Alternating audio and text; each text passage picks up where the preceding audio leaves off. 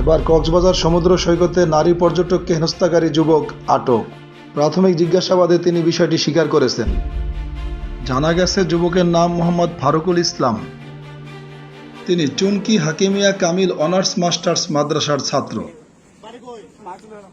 OC Javed Mahmud বলেন, সম্প্রতি কক্সবাজার সমুদ্র সৈকতে এক নারীকে কান ধরিয়ে উঠবস ও লাঠি দিয়ে মারধরের ঘটনা ঘটেছে। এই ঘটনায় একটি ভিডিও ভাইরাল হলে বিষয়টি আমাদের নজরে আসে। পরে তাকে শুক্রবার রাতে ডিবি হেফাজতে এনে জিজ্ঞাসাবাদ করা হয়।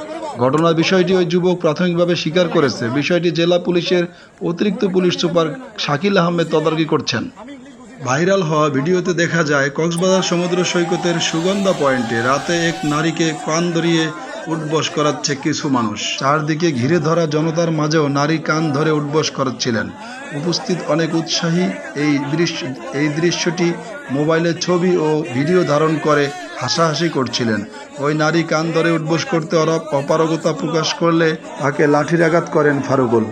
ফারুকুলের ফেসবুক ঘেঁটে দেখা যায় তিনি ছাত্র শিবিরের কর্মী, যদিও সংগঠনটি তাকে কর্মী বলে অস্বীকার করেছেন। জানা গেছে ওই রাতে আরও কিছু পর্যটক নারীকে হেনস্থা করেছে ফারুকুল ও তার সহযোগীরা। ভুক্তভোগীর দাবি, এর সঠিক তদন্ত ও বিচার চান ভুক্তভোগী।